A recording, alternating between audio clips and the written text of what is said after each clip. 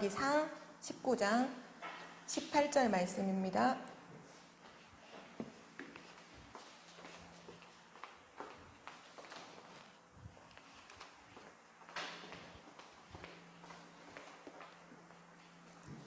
열왕기상 19장 18절 우리 한 절 말씀을 다 같이 함께 읽겠습니다.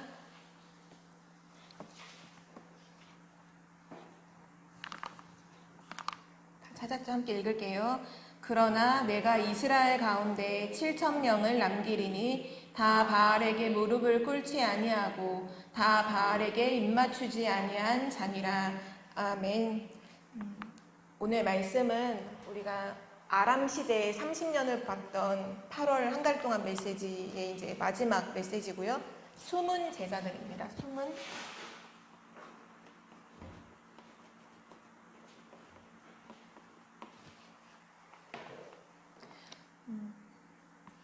오늘 말씀을 정리하면서 진짜 우리 랩넌트들이 오늘 나오는 이 말씀의 내용대로 교회를 살리는 일에 그리고 세계복음만 하는 일에 보이지 않게 정말 전도자를 돕고 그리고 교회를 돕고 보이지 않는 참된 중요한 헌신을 하는 그런 랩넌트들이 일어나기를 기도합니다. 우리 계속 랩넌트 대회 메시지를 정리하고 있는 중이죠. 지난주 말씀 첫 번째 1강에서는 랩넌트는 미리 봐라. 하나님의 절대 주권 속에서 미리 봐라. 그 말씀을 우리에게 주셨죠. 그림으로 표현을 하면 아마 이게 왜 리 목사님이 그림을 그리셨냐 하면 가장 기억하기가 쉽기 때문에 이 말씀을 기억하도록 하기 위해서 그냥 그림을 그리신 것 같아요. 그래서 랩넌트들도 그림으로 조금 이해를 하면 더 쉬울 거라는 생각이 드네요. 하나님의 절대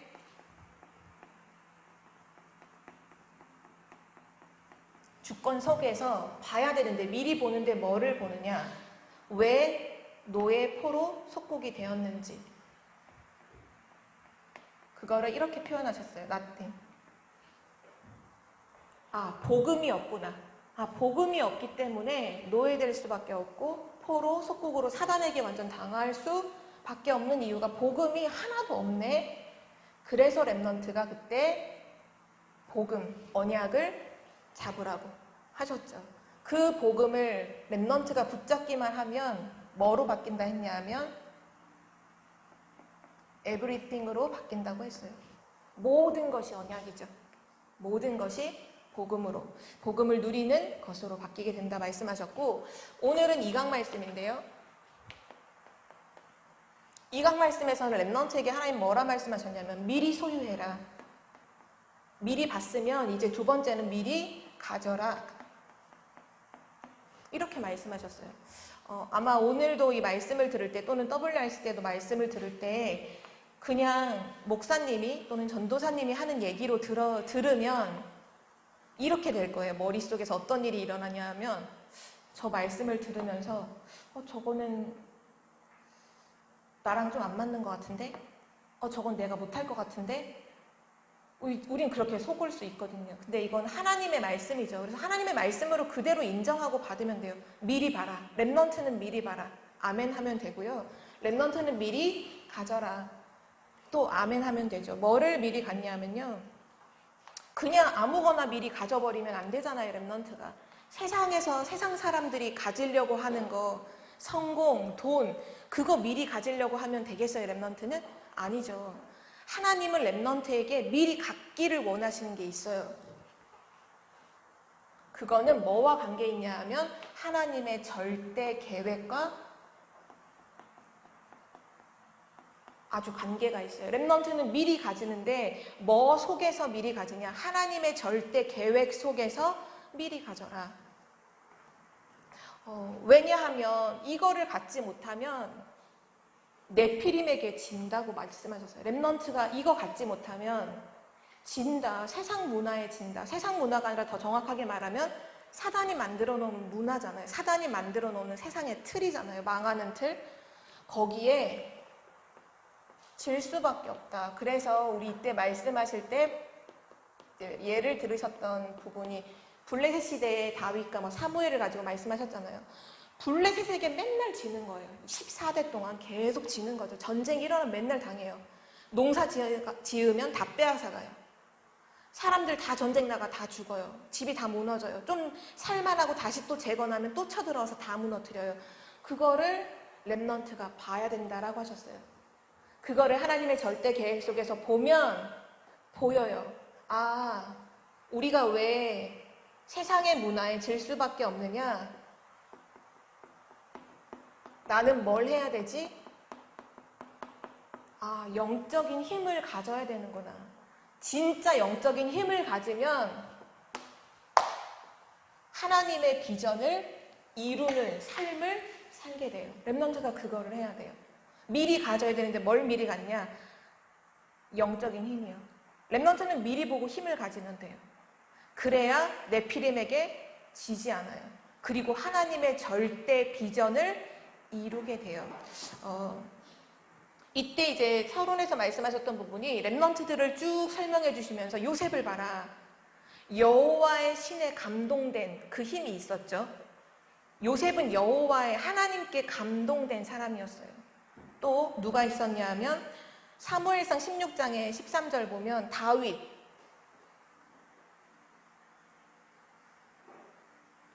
좀 정확하게 다시 구분을 좀 할까요? 창세기 41장 38절은 여호와의 신에 충만한 자라는 표현을 했죠. 하나님으로 충만한 거예요. 다윗은 누구냐? 사무엘상 16장 13절에 보면 여호와께 감동된 사람. 또 열왕기 하 2장 9절에서 11절 엘리사는 보면 하나님의 성령이 하시는 역사가 나에게 갑절이나 있기를 원합니다. 하나님의 역사가 내게 있기를 원합니다. 그렇게 또 기도했고 다니엘서 6장 21절에 보면 다니엘도 하나님의 능력으로 힘입었던 사람이었어요. 모든 렘넌트들이 다 먼저 뭐가 있었냐 하면 힘이 있었어요. 힘을 미리 갖는 거죠. 그래서 첫 번째로 렘넌트는 뭐냐? 미리 보고 힘을 길러라. 그 시작, 저번에도 설명했지만 1번은 부모님과 기성세대에게 주셨고 2번은 렘넌트에게, 3번은 지도자 또는 전도자, 사역자, 교사들에게 허락하신 말씀이죠. 시작이 뭐냐 하면 14대 동안 블레셋 나라에 계속 지는 거예요. 계속 전쟁이 일어나고 계속 무너지는데 아무도 여기서 하나님의 계획을 보는 사람이 없어요. 근데 두 사람이 딱 나와요. 그 두 사람이 누구냐? 바로 한나라고 하는 여자와 다윗의 아버지죠. 이새라는 두 사람이 여기서 하나님의 계획을 봐요. 아, 하나님의 계획은 이 블레셋에게 늘 당하는 이 삶이 아니라 결국 하나님 주신 힘을 가지고 살리라고 하시는구나. 그래서 한나를 통해서 사무엘이라는 렘넌트가 키워지고요. 이새를 통해서 다윗이라는 렘넌트가 키워지죠. 맞아요. 렘넌트는 결국 누구냐? 장본인이에요. 하나님의 비전을 보고 실제 이 시대를 살릴 장본인이 바로 렘넌트예요. 그 렘넌트는 세 가지를 준비하고 기르라고 말씀하셨죠. 뭔지 기억해요? 영성, 맞아요. 지성, 또 하나 기능. 그거를 준비하라셨어요.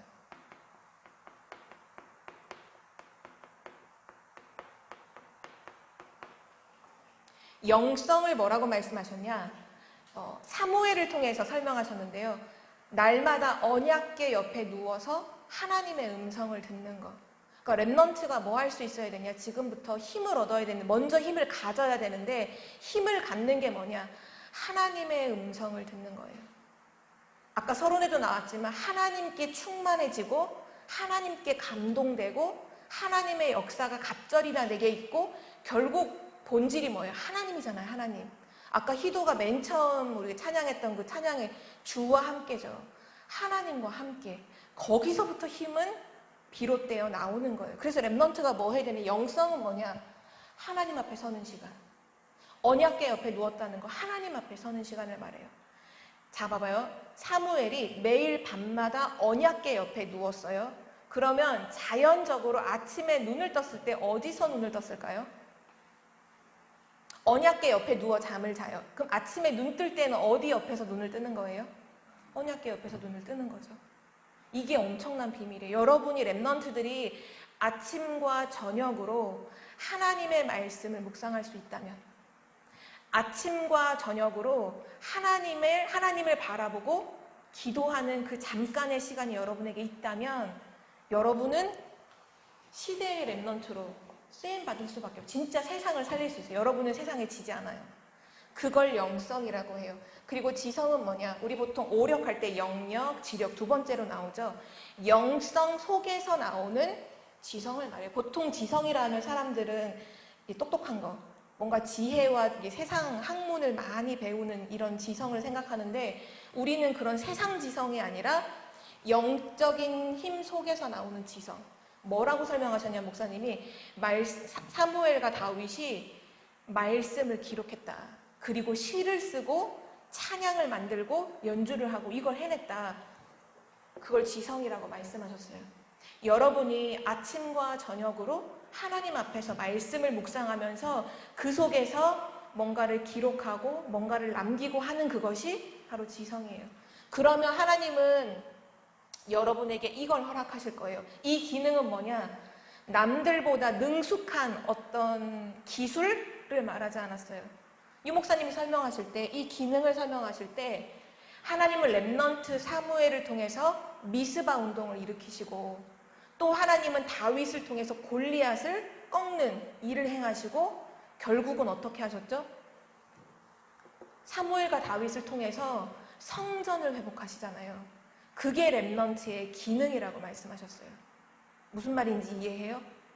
다 우상 숭배하는데 거기서 진짜 복음을 회복하는, 그리고 진짜 세상의 문화를 이기는, 그래서 결국 교회를 살리는 그 기능. 간단하게 말하면 여러분이 진짜 하나님 앞에서 이 복음을 보고 미리 보고 있으면 이건 하나님이 여러분에게 주실 거예요. 하나님이 여러분에게 말씀을 주시고요. 그 말씀을 통해서 감동되어서 뭔가를 기록하고 남기게 하시고, 그걸 통해서 세상을 살리게 하시는 거예요. 이건 하나님이 하실 거예요. 당연히 언약 붙잡으면, 당연히 복음을 보면 이건 나오는 거예요. 그러니까 어떻게 할까 고민하지 마세요. 그리고 마지막 세 번째, 이 렘넌트의 배후에서 이들을 돕는 사역자들은 뭘 하냐? 하나님의 세미한 음성을 렘넌트가 들을 수 있도록 돕는 일을 해라. 그래서 정확한 언약을 전달해라. 그거를 말씀해 주셨죠. 맞아요. 하나님께서 우리에게 이걸 통해서 결국은 진짜 하고 싶은 일이 있는데요. 결론에서 말씀하셨어요. 그냥 비전 아니고 절대 비전을 붙잡는 렘넌트가 되라. 우리 보통 비전하면 항상 보면 언약, 그럼 그리스도, 비전 하면 세계복음화, 보통 우리가 그렇게 이전까지는 이해하고 있었죠. 근데 이때 말씀하실 때 렘넌트 그냥 비전, 세상 현장을 바라보면 아, 살려야 되는구나. 그 비전도 맞지만 절대 비전을 렘넌트 붙잡아야 된다라고 하셨어요. 혹시 뭔지 기억하나요? 절대 비전. 혹시 교사분들 기억해요? 예를 들어줄게요. 이렇게 설명하셨어요. 자, 사무엘이 언약궤 옆에 누웠죠. 언약궤 옆에 눕는 사무엘을 통해 다윗에게 언약이 전달돼서 다윗은 언약궤를 찾아오는 일을 해요. 나중에 빼앗겼을 때 언약궤를 찾아와요. 이것은 미스바 운동으로 연결되고, 미스바 운동을 통해 골리앗을 이기고, 블레셋을 이긴 거죠. 골리앗을 이기게 되고, 이것은 성곽 운동으로 이어져서 성전 운동으로 열매를 맺게 되었다. 이렇게 말씀하셨거든요. 이게 결론이었어요. 간단하게 합시다. 우리 너무 복잡하니까 간단하게. 렘넌트가 붙잡아야 될 절대 비전이 뭘까요? 두 글자예요. 단어로 얘기합시다. 뭘 것 같아요? 여러분이 여기서 유추를 한번 해보세요. 이건 간단히 이거예요. 여러분이 영적인 힘을 갖는 그걸로 인해서 어떤 결과가 나오는 거예요, 결국? 뭐예요? 성전을 요즘 말로 바꾸면? 네, 맞아요. 하나님의 절대 비전은 뭐냐? 교회를 살리는 거예요. 그래서 렘넌트가 힘을 얻으면, 결론에 뭐라 말씀하시냐? 렘넌트가 힘을 얻으면 교회가 산다. 이 말은 반대로 하면 뭐예요? 렘넌트가 무너지면 교회가 무너지는 거죠. 지금 전 세계가 교회가 무너지고 있어요. 왜 그럴까요? 렘넌트가 없는 거예요. 복음 가진 후대가 없는 거예요. 복음을 미리 보고 힘을 가진 렘넌트 한 명이 없는 거예요. 성경은 봐요. 렘넌트가 한 명만 세워져도 그 시대는 살아요. 이 말은 무슨 말일까요? 지금 미국과 유럽과 현장에 복음을 미리 보고 힘을 가진 렘넌트 그 한 사람이 없는 거예요. 다들 헤매고 있어요. 어디서 헤매냐? 네피림에게 지고 있는 거지. 힘이 없어. 미리 보지도 못했고, 미리 보지도 못하니까 힘도 없어. 미리 갖지도 못했어. 그러니까 늘 세상 문화에 휘둘리고 늘 지고 하는 거예요. 하나님이 렘넌트에게 언약 말씀하셨어요. 뭐냐? 렘넌트는 미리 보고, 진짜 복음이 없다는 걸 미리 딱 보고, 복음 붙잡고 미리 가져라. 힘을 미리 가져라. 진짜 하나님이 힘 주신다고 성경에 얼마나 많이 약속했어요. 독수리에 날개치며 새 힘 얻을 것은 내가 너에게 힘을 주겠다. 내가 성령 충만함을 너에게 주겠다. 나의 힘을 너에게 주겠다는 말씀이 얼마나 많이 나와요. 렘넌트의 것이에요. 그래서 우리 렘넌트는 미리 보고 힘을 갖자. 힘을 갖는 렘넌트가 되길 바랍니다. 그리고 여러분은 이걸 붙잡으세요. 내가 힘을 얻어서 교회 살려야겠다. 우리 청주복음교회는 내가 살린다. 여러분 오늘 메시지 서론에서 뭐라고 말씀하셨냐면 렘넌트는 깨닫기만 해도 충분하다라고 하셨어요. 오늘 깨달으면 돼요. 이해가 돼요? 아, 내가 힘 얻으면 교회 살리는구나. 깨닫기만 해도 여러분은 그 응답을 누릴 줄 믿습니다. 맞아요. 오늘 제목도 오늘 또 말씀의 내용도 너무 신기하게 동일한 흐름이에요. 이 숨은 제자들이 결국 뭘 했냐? 전도자를 돕고 그 전도자들의 복음 사역을 돕고 결국은 성전, 교회 그 일을 감당했던 사람들이거든요. 그럼 첫 번째로 함께 볼까요? 하나님은 언제든지, 중요한 건 이거예요. 언제든지 어느 때든지 시대마다 숨은 제자들을 중요하게 사용하셨어요.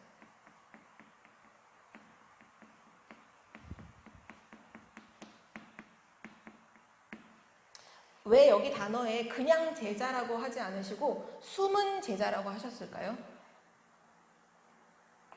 드러나지 않는다는 거예요. 그쵸? 남들이 봤을 때 우와 이 사람 제자 이게 아니라 아무도 알아주지 않아. 아무도 몰라. 그런데 숨은 제자야.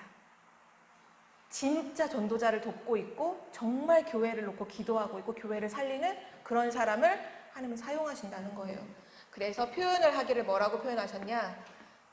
그들은 보기에 사람들의 눈에 보기에는 버려진 자 같다. 사람들 눈에 보기에는. 그런데 그들은 누구냐? 하나님이 남겨두신 남은 자다. 절대 버려진 자가 아니다. 렘넌트라는 단어 뜻도 보면 이중적이잖아요. 남은 자란 뜻이 있지만 원래 쓰레기라는 그런 의미도 있죠. 맞아요. 세상 사람들의 눈에 봤을 때 렘넌트가 이렇게 보일 수 있어요. 뭔가 버려진 자, 아무도 돌아보지 않는 자. 그런데 하나님은 그 사람을 어떻게 보느냐? 내가 남겨놓은 사람이야. 남은 자야. 또 아무도 알아주지 않아요. 왜요? 숨겨진 자거든요. 사람들이 볼 땐 숨겨져 있어요. 드러나지 않아요. 그런데 하나님은 뭐라 말씀하시냐? 예비된 자야. 내가 세계복음화를 위해서 예비해놨어. 내가 이 현장을 살리기 위해서 예비해놨어. 그리고 또 세 번째로 사람들의 눈에 보기에는 나그네 같아요. 나그네는 자기 본향, 고향을 떠나서 타지에 와 있는 사람이죠.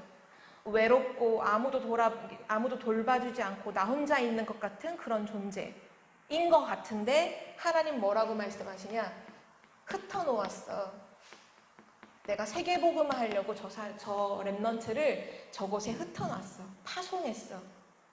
렘넌트가 이걸 볼 수 있어야 돼요. 자기의 존재 가치를 여기서 확인할 수 있어야 돼요. 아, 하나님이 지금 이 시대에 요셉처럼, 모세처럼, 다윗처럼 나를 이 시대의 숨은 제자로 있게 하셨구나. 남들은 나를 알아주지 않고 나를 대단하다 여기지 않아. 근데 그게 더 좋아요. 왜요? 건드릴 수 없어요. 하나님이 숨겨놓고 키우시는 거예요. 숨겨놓고 키우는 거예요. 원래 정말 중요한 사람들은요, 막 드러내지 않아요. 옛날 그런 속담이 있잖아요. 정말 귀중한 그릇은 어떻게 한대요? 밖으로 돌린대요? 안 돌린다 하잖아요. 왜요? 감추고 정말 중요한 것만 담아내는 거예요.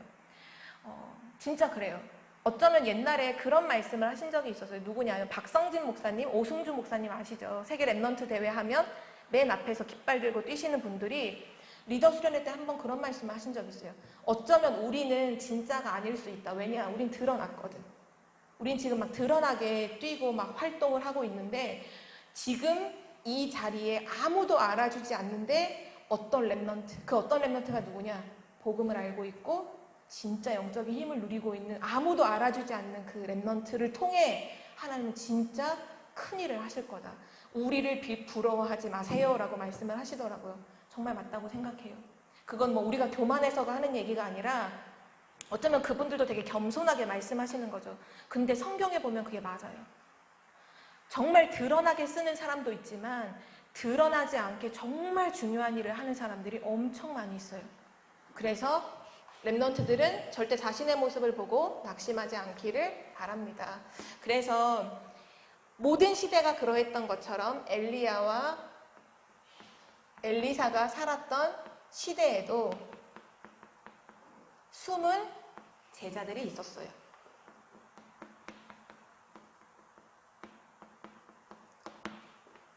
첫 번째가 누구냐 하면 열왕기상 지난주 우리 봤던 말씀이죠.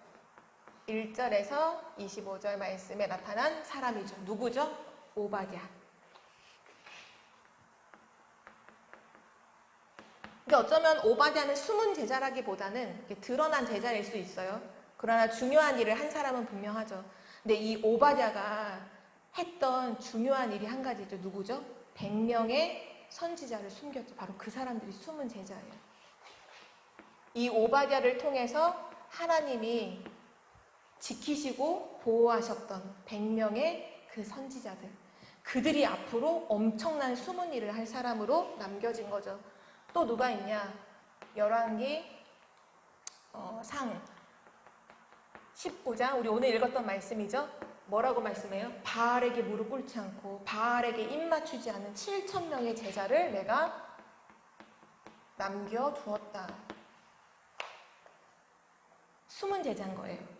그리고 세 번째 누구냐 하면 열왕기하 6장 8절에서 23절에 바로 엘리사가 도단성은 선지자들을 미리 키우는 현장이죠. 도단성에서 세웠던 그 도단성 제자. 몇 명인지 그 인원수는 말씀하지 않았어요. 성경에 기록되지 않았지만 그 선지 생도를 통해서 앞으로 어떤 일이 일어나느냐? 이스라엘 전 지역에 말씀 운동이 일어나요. 이 사람들을 통해. 이 숨은 제자가 하는 일은 바로 그거예요. 숨은 제자는 숨겨져서 눈에 보이지 않게 아주 중요한 숨은 일을 하는데 그게 뭐냐? 하나님의 말씀을 전 지역에 전달하는 그 역할을 이 제자들을 통해 하신 거죠. 지금 이 시대도 마찬가지잖아요. 지금 우리가 수도권 같은 경우에는 2.5단계죠. 거리두기 2.5단계 해서 완전 다 예배는 비대면이고 소수 인원도 모이면 안 되고 이런 일들이 막 되게 많이 있는데 이럴 때 전도운동은 멈추고 복음운동, 말씀운동은 멈추느냐? 그렇지 않잖아요. 오히려 그때 여러분을 통해 하나님은 숨은 일을 하시길 원하는 거예요. 그게 뭐죠? 여러분의 가정으로, 여러분의 학교로, 여러분이 있는 그 작은 지역에서 말씀운동 하는 거죠. 거기서 예배하는 거죠. 그래서 하나님이 지금 그거를 훈련시키고 계신 거예요. 비대면이라는 상황이 왜 이렇게 왔지가 아니라 그 속에 뭐냐? 가정에서도 예배드려라. 가정에 단을 쌓고 너 학교에 있니? 학교에서 단을 쌓아라. 학교에서 예배드릴 수 있고 너가 어느 곳에 있든지 바로 그 현장에서 숨은 제자로 숨겨진 일을 하라는 거죠. 그래서 우리가 이번 세계 랩넌트 대회도 가정에서 또는 교회에서 소수로 모여서 함께 그걸 맛보게 하나님이 하셨죠. 저는 이번에 그 말을 참 많이 들었던 것 같아요. 이번 세계 랩넌트 대회 너무 좋았어요. 은혜가 막 옛날에 큰 대회 할 때 엄청나게 막 많은 것들이 있잖아요. 프로그램 많은 것들을 통해서 막 감동되고 막 들뜨고 하는 것도 좋았지만 그 말이 이랬어요. 그것도 되게 좋았지만 이번이 더 좋았어요 라는 고백들을 되게 많이 들었거든요. 하나님은 변함없이 은혜를 주시죠. 우리는 사람의 눈으로 봤을 때에는 뭔가 대단한 프로그램이 있으면 와 감동이 올 것 같고, 그러나 진짜 사람을 감동시키는 건 하나님의 말씀밖에 없어요. 그래서 이 숨겨진 자들이 그 인생을 변화시키는 하나님의 말씀을 가지고 전 지역으로 흩어졌죠. 마지막 세 번째, 헌신자들인데요. 어떤 헌신자들이냐? 작지만 중요한. 분명히 그들이 한 일은 굉장히 작아요. 그런데 하나님이 보실 때는 너무 중요한 헌신이 있어요. 그게 누구냐? 엘리야와 엘리사를 도왔던 두 명의 여인이에요. 한 명은 사렙다라고 하는 사렙다 지역에 있던 과부였어요. 남편이 일찍 죽은 여자죠. 그리고 또 두 번째 여자는 수넴이라고 하는 수넴 지역에 있던 여기도 한 명의 여인. 특별히 이제 수넴 여인 같은 경우에는 성경에 보면 열왕기하 이제 4장에 보면 나오는데 그냥 여인이라고 표현 안 하시고 한 귀한 여인이라고 이제 성경에는 기록이 되어 있거든요. 근데 제가 이거를 이제 그동안 메시지를 들으면서 사렙다 과부, 수넴 여인, 어떤 그 관용어처럼 익히 알고 있었어요. 그런데 막상 생각해 보니까 두 사람이 대체 무슨 일을 했지가 엄청 복잡하게 섞이더라고요. 근데 성경을 확인해 보고 알았어요. 두 여인의 한 일과 실제 그 스토리가 되게 비슷해요. 오늘 그걸 조금 설명을 해줄게요. 이 사렙다 과부는 그 엘리야가 살던 시대에 3년 반 동안 비가 안 오잖아요. 그래서 먹을 게 하나도 없었어요.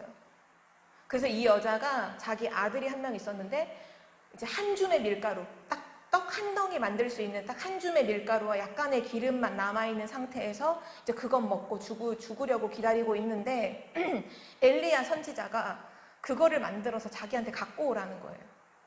그 사렙다라는 지역을 지나가는 중에. 근데 이 여인이 그대로 그 말씀에 순종을 해요.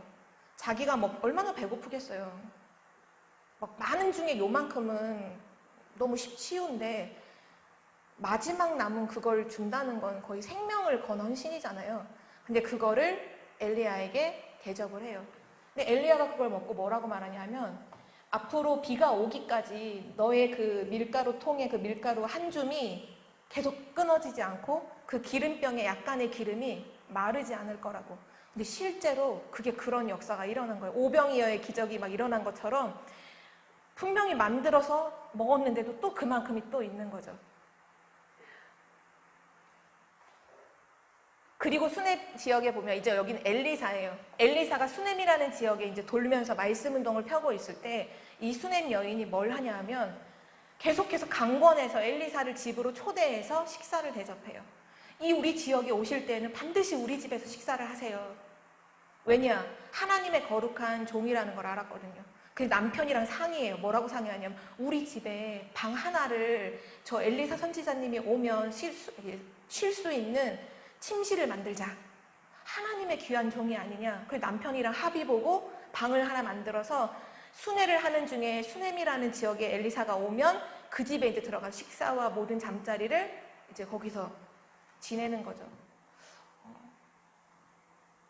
근데 이 일이 하나님 보실 때 얼마나 소중하게 여기셨는지 동일한 좀 기적이 일어나요. 그게 뭐냐면 이 사람은 아들이 원래 있었고 이 사람은 아들이 없어요. 근데 그가 엘리사를 대접하는 걸 통해서 엘리사가 예언을 해요. 하나님이 아들을 주실 거라고. 그리고 다음에 아들을 낳아요, 진짜로. 근데 신기하게 2명이 다 아들이 병이 들어서 다 죽어요. 근데 엘리야를 통해서 하나님이 이 과부의 아들을 살려주세요. 하나님께서 엘리사를 통해서 이 수넴 여인의 아들을 살려주세요. 이게 뭘 말하는 걸까요? 진짜 보이지 않게 전도자를 돕는 그 헌신은 우리 후대를 살린다는 거예요. 하나님이 왜 그걸 기록해 놓으셨을까요? 그 살리는 정도가 아니라 생명을 회복시키는 거죠. 심지어는 이 수넴 여인 같은 경우에는 기록이 굉장히 길게 나중에도 또 나오는데 이런 일이 일어나요. 나중에 오랜 세월 후에 이스라엘에 7년 동안 또 가뭄이 있었던 해가 있어요. 그때 엘리사가 수넴 여인에게 찾아가서 알려줘요. 7년 동안 가뭄이 있을 거니까 여기 땅을 떠나서 다른 지역에 살만한 곳으로 가서 이주해서 살다가 가뭄이 끝나면 돌아와라. 그 말씀대로 순종해서 그 집과 있는 전토 모든 걸 다 내버려 두고 블레셋이라는 지역으로 내려가서 거기서 이제 생명을 유지하고 살아요. 7년 만에 돌아와요. 나라에 딱 돌아왔는데 그 집과 전토를 이제 다른 7년 동안 비어 있으니까 다른 사람들이 다 갖는 거예요. 왜냐? 이스라엘은 딱 그래요. 워낙 전쟁이 많아서 그 사람이 없다 하면 누군가가 차지하면 그 땅이 되는 거거든요. 그러니까 자기가 7년 만에 돌아와 보니까 자기 집도 자기 밭도 아무것도 없는 거예요. 그래서 왕을 찾아가요. 왕을 찾아가서 나의 집과 전토를 회복시켜 달라고 얘기를 하려고 마침 왕궁에 딱 갔는데 그 왕 옆에 마침 엘리사의 종인 게하시가 왕하고 함께 대화를 하는 중이었어요. 무슨 대화를 했냐? 왕이 이렇게 질문해요. 엘리사에게 역사하신 하나님의 역사를 나에게 말해줘라.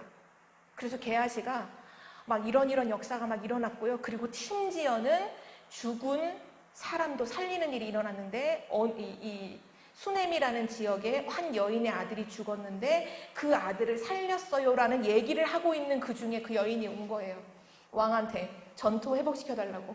그때 게하시가 얘기해요. 바로 저 여인이 그 여인입니다. 바로 저 여인의 옆에 있는 그 아들이 바로 죽었다가 살아난 그 아들입니다. 그래? 왕이 자세히 듣기를 원해서 수넴 여인이 와서 이제 그 얘기를 쭉 들어요. 왕이 어떻게 말하냐 나중에. 이 여인의 집과 땅을 회복시켜 주되 7년 동안 그 땅에서 소출한 모든 곡식의 그 양을 다 돌려줘라. 왕이 다 그것까지 다 돌려줘요. 이게 뭘까요? 하나님께서 그 사람의 모든 것을 의식주를 책임지신다는 거잖아요. 많은 사람들이 지금도 왜 공부하고 왜 막 고민하고 왜 성공하려고 하냐? 의식주 해결하려고 지금도 사람들이 막 고민하고 막 성공하려고 하고 해요. 렘넌트는 기억하세요? 렘넌트는 하나님의 사람들이에요. 하나님이 책임지시는 사람들. 근데 하나님이 뭘 위해서 남겨두셨냐? 복음을 회복하고 복음 회복하는 교회를 살리기 위해 렘넌트를 여러분에 남겨두셨어요. 여러분은 숨은 제자들이에요. 여러분이 해야 되는 일은 뭐냐? 진짜 말씀을 지키고 이 말씀을 온 지역에 전달하는 그 숨은 일을 할 사람들이에요. 여러분이 전도자를 위해 한 그 대접과 헌신은 하나도 딱 그 상을 잃지 않아요. 마태복음에 보면 뭐라고 말했냐? 냉수 한 그릇도 상을 잃지 않을 것이다. 여기 청년들이 있고 또 이제 우리 렘넌트들도 머지않아서 청년의 나이가 되고 또 중직자가 되고 교회에 중요한 일들을 하는 사람들이 될 거예요. 그렇죠? 여러분을 통해서 하나님의 절대 비전이 이루어지길 정말 원합니다. 여러분의 성공을 위해서 이거를 붙잡지 마세요. 여러분의 성공을 위해서 이거 붙잡으면 안 돼요. 그러면 불신자 못 이겨요. 여러분의 성공은 이미 여기서 끝났어요. 그렇죠? 여러분은 교회를 살리기 위해서 이거를 붙잡으세요. 오늘. 그런 렘넌트가 되세요. 나는 교회 살리기 위해서 오늘부터 나는 힘을 갖겠다. 나는 오늘 교회 살리기 위해서 영성지성 기능을 교회 살리기 위해서 난 붙잡겠다. 그 렘넌트가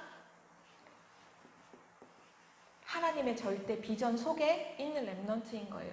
그래서 오늘 주신 말씀을 꼭 기억했으면 좋겠어요.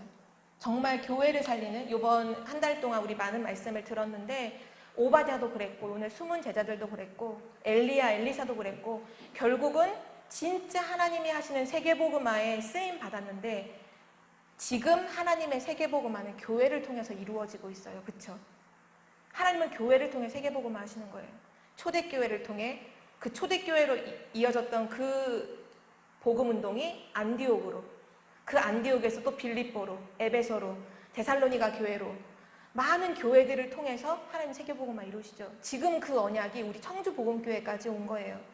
그래서 여러분들은 청주복음교회를 살리는 주역이 되기를 기도합니다. 진짜 교회를 살리기 위해서 힘을 먼저 갖는 랩런트가 되기를 기도합니다. 하나님은 여러분에게 반드시 응답하실 거예요. 우리 함께 기도하고 마치겠습니다. 하나님 감사를 드립니다. 오늘 말씀을 통해서 증거를 붙잡게 하시고 정말 교회를 살리는 절대 비전을 붙잡고 힘을 가지는 랩런트가 되게 하여 주옵소서. 이 말씀이 랩런트의 인생 가운데 그대로 성취되게 해 주옵소서. 감사드리며 예수 그리스도의 이름으로 기도드립니다. 아멘.